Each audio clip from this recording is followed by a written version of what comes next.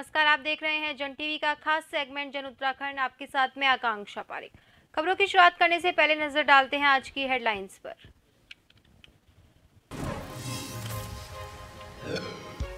Dhami cabinet बैठक में 21 बिंदुओं पर लिए महत्वपूर्ण फैसले। खाद्य, शहरी विकास, वित्त, राजस्व, शिक्षा पर रहा फोकस। स्वरोजगार को मिलेगा बढ़ावा। लोन के लिए बैंकों में ही मिलेंगे स्टाम्प पेपर। चारधाम यात्रा की तैयारियों को लेकर हुई टेबल टॉक। सभी विभागों ने दिया प्रेजेंटेशन। 20 अप्रैल की सीएम धामी की मॉनिटरिंग में होगी मॉक ड्रिल।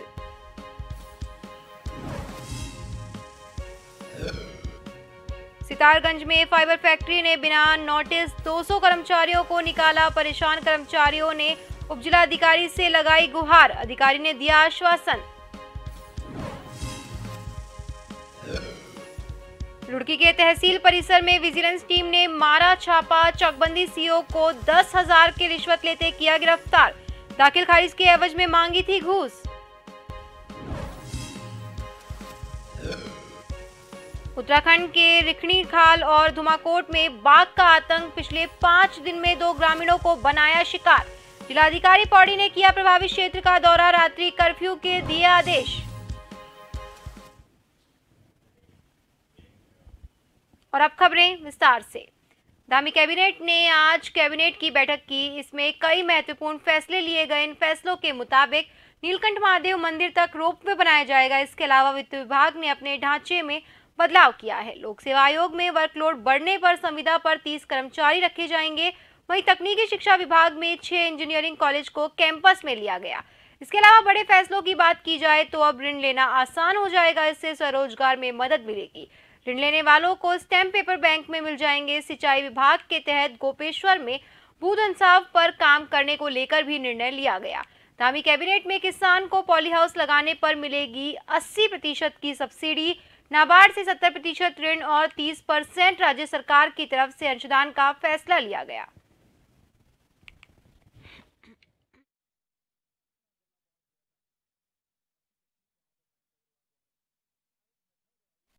मुख्यमंत्री पुष्कर सिंह धामी से मुख्यमंत्री आवास में स्विस एजुकेशन ग्रुप के एग्जीक्यूटिव डायरेक्टर क्लाडियो रैकनेलो के नेतृत्व में प्रतिनिधि मंडल ने भेंट की।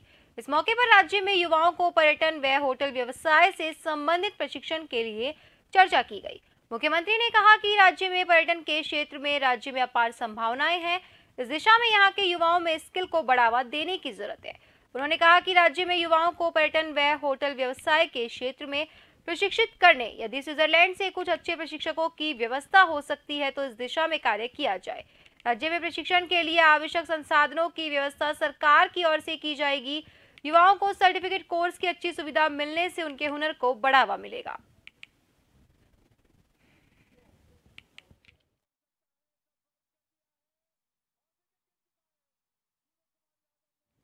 देहरादून सचिवालय में चारधाम यात्रा की तैयारियों को लेकर महत्वपूर्ण बैठक हुई है। ऐसा पहली बार है जब एनडीएमए चारधाम यात्रा की तैयारियों को लेकर सभी विभागों के साथ समन्वय बनाने को लेकर टेबल टॉक कर रहा है।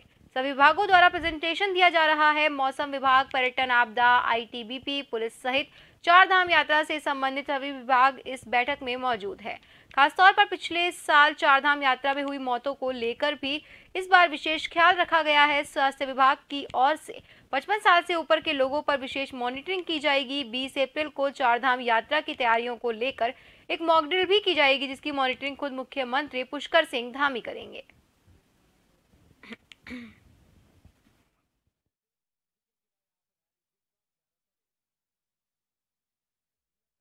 तारीख को हम एक मॉक ड्रिल कर रहे हैं और ये मॉक ड्रिल यात्रा के लिए पहली बार हो रही है उत्तराखंड में। और उस मॉक ड्रिल की तैयारी के लिए आज हम टेबल टॉप एक्सरसाइज कर रहे हैं। इसमें आपदा प्रबंधन और सारे जितने लाइन डिपार्टमेंट्स हैं जिनका भी यात्रा में रोल है वो सारे अपना अपना प्रेजेंटेशन दे रहे हैं, उनकी क्या तैयारी है। उसी तरह से डिस्ट्रिक्ट का भी प्रेजेंटेशन होगा। सारे डिस्ट्रिक्ट जुड़े हुए हैं। डिस्ट्रिक्ट के साथ डिस्ट्रिक्ट में जो लाइन डिपार्टमेंट्स वो भी जुड़े हुए हैं। डिस्ट्रिक्ट से भी प्रेजेंटेशन होना है। इसके अलावा जितने भी हमारे सीआरपीएफ है, आर्मी है, आईटीबीपी है, एसएसबी है, सारे के प्रतिनिधि आए हुए हैं। सीआरपीएफ के प्रतिनिधि भी आए हुए हैं और सबकी एक ज्वाइंट कंट्रोल रूम भी बननी है। हल्द्वानी में खेल मंत्री रेखा आर्या हल्द्वानी पहुंची, जहां गोलापार स्थित अंतरराष्ट्रीय स्टेडियम का निरीक्षण किया। इस दौरान खेल मंत्री आर्य ने कहा कि हल्द्वानी में भविष्य में खेल यूनिवर्सिटी बनाए जाने का प्रस्ताव है। इसको देखते हुए उन्होंने अंतर्राष्ट्रीय स्टेडियम का निरीक्षण किया है। उन्होंने बताया कि भविष्य में बनने वाली खेल यूनिवर्सिटी के लिए 37 एकड़ जमीन की आवश्यकता है। हल्द्वानी और देहरादून अंतर्राष्ट्रीय स्टेडियम की व्यवस्थाओं को दुरुस्त किया जा रहा है। हल्द्वानी अंतर्राष्ट्रीय स्टेडियम में कई तरह के खेल का आयोजन हो सकता है। इसकी पूरी तैयारियां की जा चुकी है। भविष्य में यहां बनने वाले खेल यूनिवर्सिटी के बन जाने से कुमाऊं मंडल के युवाओं को इसका काफी ज्यादा फायदा मिलेगा।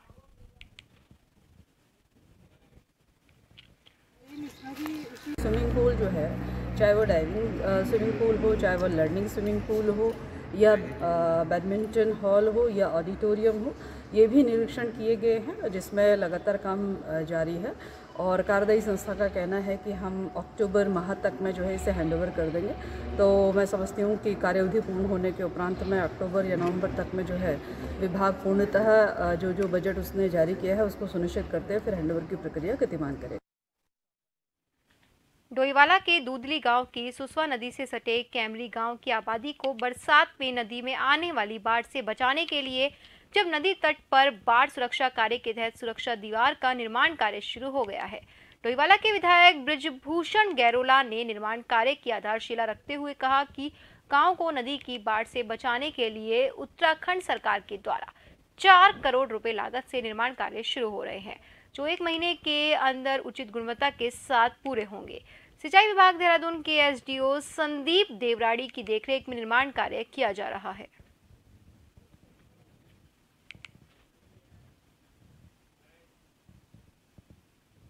तो हमने क्षेत्रीय विधायक ब्रिजभूषण गुर्राले जी को बुलाया हुआ है। पूरा मौके पर उन्होंने अपनी टीम, सिंचाई विभाग की टीम को साथ बुलाकर इसका सर्वे कराया। उन्होंने उसी समय उस पर कार्रवाई के लिए उचित कार्रवाई का हमें आश्वासन दिया ग्रामीण को।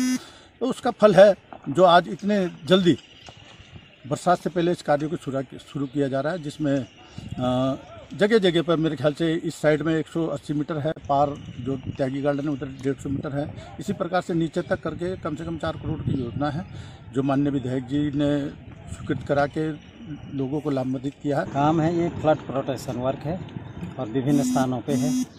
अलग अलग इसकी मतलब रीच हैं, अलग अलग लंबाइयाँ हैं। जहाँ जहाँ अति संवेदनशील है उन सब की सुरक्षा के लिए सुरक्षा दीवारों का निर्माण कार्य इसमें किया जाएगा। जो बरसात के समय यहाँ पर सुसवा नदी में पानी ने बहुत ज़्यादा घरों के लिए नुकसान कर दिया था। काफ़ी घर हमारे क्षतिग्रस्त हो गए थे। काफ़ी उसमें पूरा लैंड का इरोजन हो रहा था, लगातार खतरा हो गया था। कई घरों के लिए बहुत ही ज़्यादा स्थिति बहुत ख़राब हो गई थी। तो मैं उस समय आया था, मेरे साथ विभाग के सिंचाई विभाग के अभियंता भी आए थे, मेरे जनप्रतिनिधि सब कमल जी वगैरह, ये सब हमारे प्रधान जी, श्याम सिंह जी, सभी लोग यहाँ पर आकर के हम लोग सुबह आए थे। तो हमने पहले तो गाँव के लोगों को सुरक्षित स्थान पर पहुँचाने का काम किया। प्रशासन द्वारा जन समस्याओं के समाधान के लिए आयोजित किए जाने वाले तहसील दिवसों से लोगों का मोह भंग होता जा रहा है।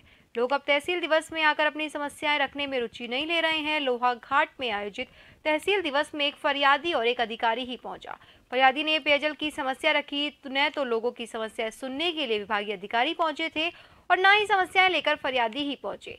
तहसीलदार विजय गोस्वामी ने बताया कि तहसील दिवस में विकास खंड लोहा घाट के ग्राम पंचायत मोड़ा की ग्राम प्रधान माया देवी ने पेयजल समस्या होने पर शिकायत की है। इसके अलावा कोई भी फरियादी न ही अधिकारी तहसील दिवस में पहुंचा।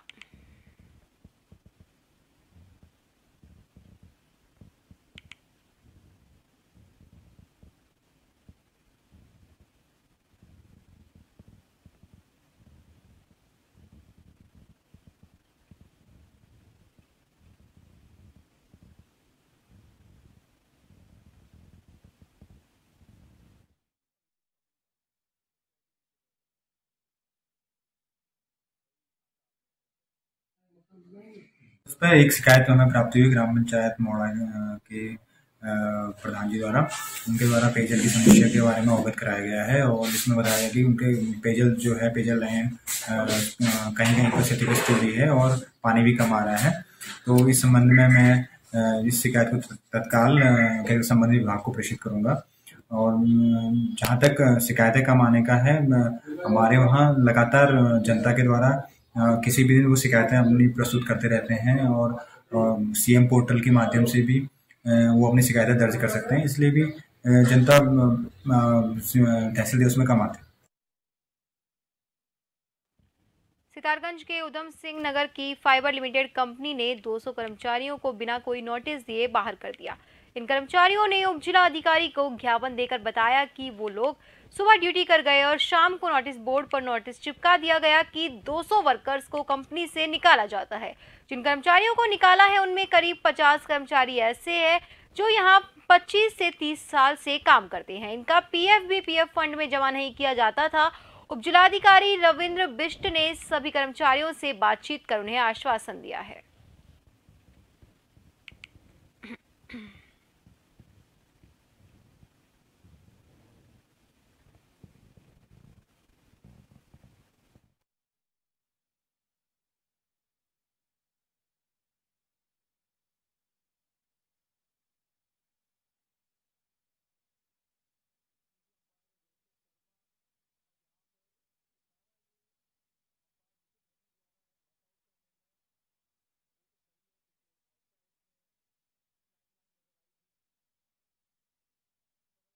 मैं 26 दिसंबर 1991 से कार्यरत हूँ इस कंपनी में। कल आएगा सुबह हमारे। आपको कुछ अभी तक तो कहीं कुछ है नहीं सर।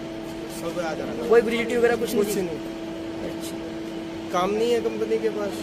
ये लिस्ट लगा दी गेट पे। 9 महीने से जमा ही नहीं कर रखा है इनने। क्या जमा नहीं कर रखा? पीएफ। अच्छा, और ग्रेजुएट वगैरह देने की कोई बात हुई? अभी तो कुछ ये बात कहाँ हुई? इनने तो चुपचाप लिस्ट लगा दी गेट पे।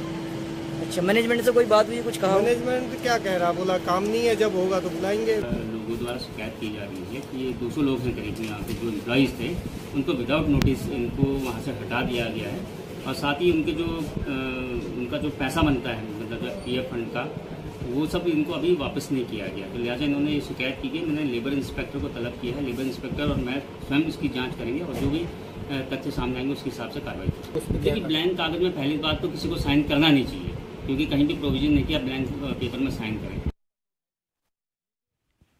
इसी के साथ खबरों में वक्त तो चला एक छोटे से ब्रेक का। जल्द लौटेंगे, बने रहिए जन टीवी के साथ।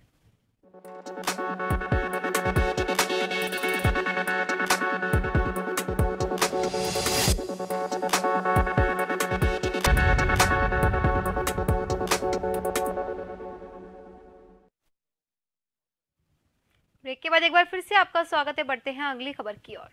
हल्द्वानी शहर में पेयजल किल्लत को लेकर एक बार फिर हाहाकार मच गया। रमजान का महीना होने के बाद भी शहर के कई इलाकों में भारी पेयजल किल्लत हो रही है, जिससे आक्रोशित सैकड़ों महिलाएं और स्थानीय लोगों ने जल संस्थान कार्यालय पहुंचकर जमकर हंगामा किया। इस दौरान महिलाओं की अधिकारियों से तीखी नोकझोंक भी हुई। आक्रोशित महिलाओं का कहना था कि उनके क्षेत्रों में लंबे समय से पेयजल किल्लत चल रही है, बावजूद इसके जल संस्थान के अधिकारी कोई ध्यान नहीं दे रहे।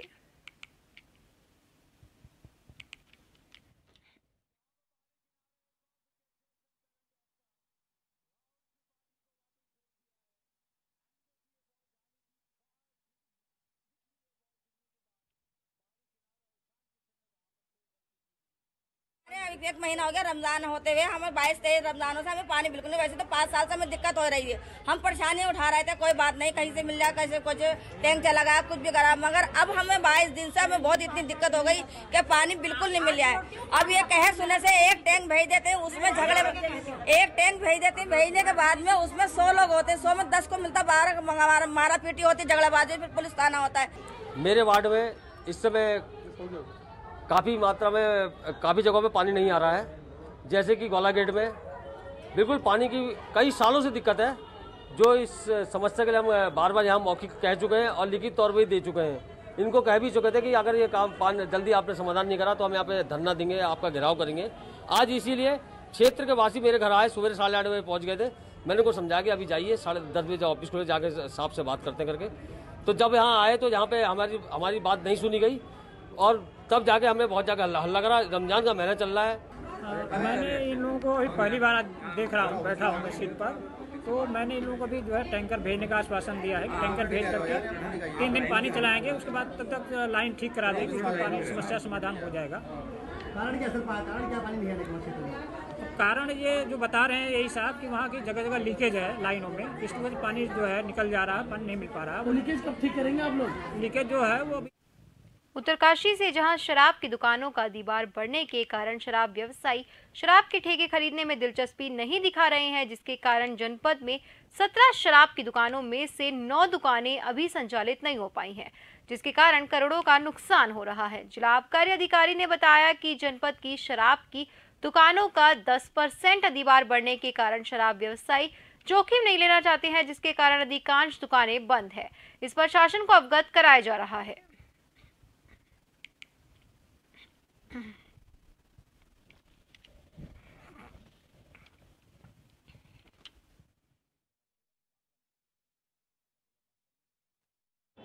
हम लोगों आबकारी नीति हमारी घोषित हुई, उसके अनुसार जनपद में पूर्व में 17 दुकानें संचालित थीं।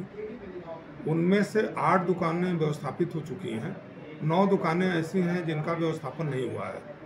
इनके व्यवस्थापन के लिए प्रथम आवक प्रथम पावक के आधार पे हमने विज्ञप्ति जारी की है और उसके आधार पे शासन के यथा निर्देशानुसार हम लोग व्यवस्थापन की कार्रवाई में लगे हुए हैं। इसमें ठेकेदार लोग इंटरेस्ट नहीं ले पा रहे सर? अब ऐसा प्रतीत हो रहा है कि ठेकेदार लोग उसमें जो है उनके लिए प्रॉफिटेबल बिजनेस नहीं रह गया हो या कोई और कारण हो जिसके वजह से वो लोग इंटरेस्ट नहीं ले रहे हैं।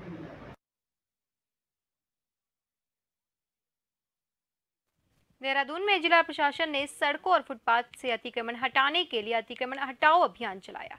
प्रशासन की 5 टीमों ने अलग अलग इलाकों में कार्यवाही की। करीब 75 इलाकों से अतिक्रमण, अवैध रेहड़ी ठेली हटाए गए।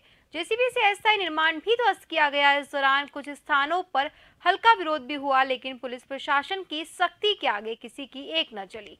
जिलाधिकारी सोनिका के निर्देश पर 5 जोन में जिम्मेदारी बांटते हुए नगर निगम, पुलिस प्रशासन, लोनीवी, MDDA की संयुक्त टीमें बनाई थी। जोन 1 टीम ने मोहब्बेवाला से राजपुर रोड, जोन 2 ने धूलकोट से कुआवाला, जोन 3 ने ब्रह्मकमल चौक से IT पार्क, सहस्त्रधारा क्रॉसिंग से IT पार्क, जोन 4 ने ट्रांसपोर्ट नगर से गढ़ी कैंट और ISBT चौक से रिस्पना पुल, कारगी चौक, जोन 5 ने 6 नंबर पुलिया से एयरपोर्ट, महाराणा प्रताप चौक से मालदेवता क्षेत्र में अतिक्रमण हटाया।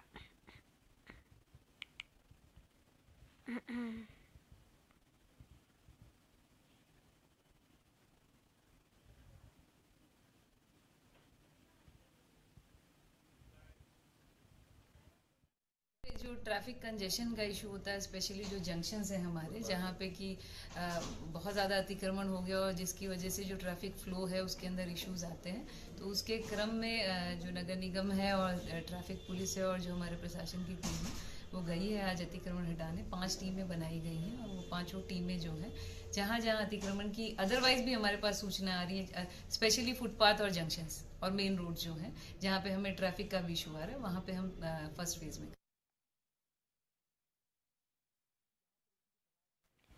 रुड़की के तहसील परिसर में विजिलेंस टीम ने चकबंदी कार्यालय में छापा मारकर चकबंदी CO के पेशकार को 10,000 की रिश्वत लेते हुए पकड़ा था। वहीं देहरादून से आई विजिलेंस की टीम ने रंगे हाथों रिश्वत लेते पकड़ा है, जो कि किसान से दाखिल खारिज के एवज में रिश्वत की मांग रहा था। सोमवार की देर शाम तक विजिलेंस की कार्यवाही चलती रही, जिसके बाद विजिलेंस की टीम आरोपी पेशकार को अपने साथ वहीं विजिलेंस के अधिकारियों का लेकर देहरादून के लिए रवाना हुई। वहीं इस मामले में विजिलेंस के अधिकारी मनीष रावत ने बताया कि आरोपी पेशकार की रिश्वत मांगने की शिकायत मिली थी। वहीं पेशकार एक व्यक्ति से दाखिल खारिज करवाने के एवज में रिश्वत मांग रहा था। साथ ही कई घंटों की लंबी पूछताछ और कार्यवाही के बाद विजिलेंस की टीम देर शाम आरोपी पेशकार को अपने देहरादून ले गई है।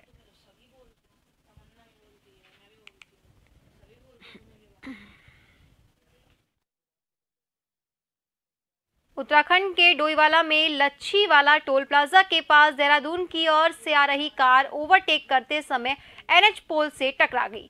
टक्कर इतनी जबरदस्त थी कि कार पोल से टकराकर रोड पर पलट गई। वहीं प्रत्यक्षदर्शियों ने बताया कि कार चालक नशे की हालत में कार चला रहा था। सूचना मिलते ही डोईवाला पुलिस मौके पर पहुंची और क्रेन की सहायता से गाड़ियों को हटवाकर ट्रैफिक खुलवाया। साथ ही घायल लोगों को 108 से अस्पताल पहुंचाया।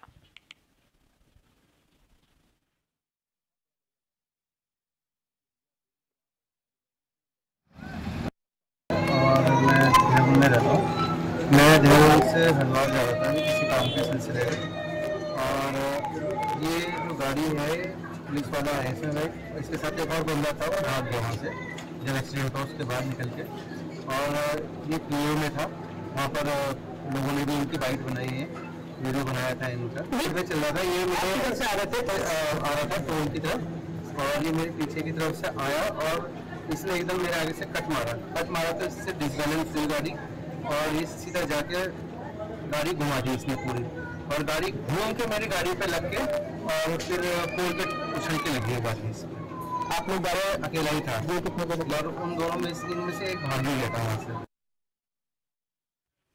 लैंसडौन विधानसभा के रिखणी खाल और धुमाकोट तहसील से बाघ ने आतंक मचाया हुआ है।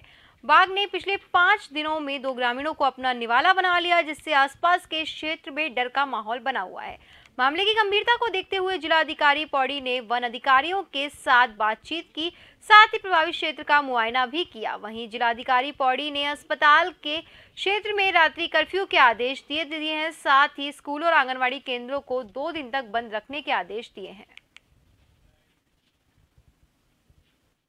और 16 अप्रैल की ये जो दुखद घटना है, उसी के क्रम में हम लोगों ने एक पूरी टास्क फोर्स बना रखी है, जिसमें डीएफओ और एसडीएम और अदर डिपार्टमेंट्स को हम लोगों ने इसमें इन्वॉल्व किया, और कॉन्टीन्यूसली हम इसे मॉनिटर भी कर रहे हैं। और जैसे कि हम लोगों ने जो उपाय करने की कोशिश की है, रात्रि के समय में नाइट कर्फ्यू रखे जाने हैं, प्लस आपको फॉडर अवेलेबल करवाया जाना है, सोलर लाइट्स लगवाई जानी है, स्कूल्स और आंगनबाड़ी केंद्रों को बंद किया जाना है। उस पूरे क्षेत्र को हम लोग क्लोजली मॉनिटर कर रहे हैं, और फॉरेस्ट डिपार्टमेंट की तरफ से भी उनकी संख्या को बढ़ाया जाने, कैमरा ट्रैप या पिंजरे लगाए जाने और ट्रैंकुलाइजर टीम्स बुलाए जाने को लेकर भी चर्चा भी हुई, और उस पर हम लोग प्रयास भी कर रहे हैं। इस संबंध में यह है कि स्कूल्स में बच्चों की रक्षा या सुरक्षा को देखते हुए हम लोग कुछ समय के लिए प्रिकॉशनरी तौर पे स्कूल्स और आंगनबाड़ी केंद्रों को बंद रखे जाने या कुछ समय के लिए उन्हें बंद रखे जाने के लिए हम लोग प्लान कर रहे हैं। प्रेमनगर में सनसनीखेज मामले ने आसपास के इलाके में डर का माहौल बना दिया था। 75 वर्षीय महिला की हत्या कर फरार अपराधी को देहरादून पुलिस ने गिरफ्तार कर लिया है। जिले के कप्तान दिलीप सिंह कुंवर ने प्रेस वार्ता कर इसकी जानकारी दी। मामले का खुलासा करते हुए एसएसपी का कहना है कि अभियुक्त, जिसका नाम पंकज शर्मा बताया है, वो मृतक महिला से पैसे उधार लेना चाहता था, लेकिन बार बार महिला के मना करने पर आक्रोश में आकर अभियुक्त पंकज ने चाकू से गला रेत कर महिला की हत्या कर दी।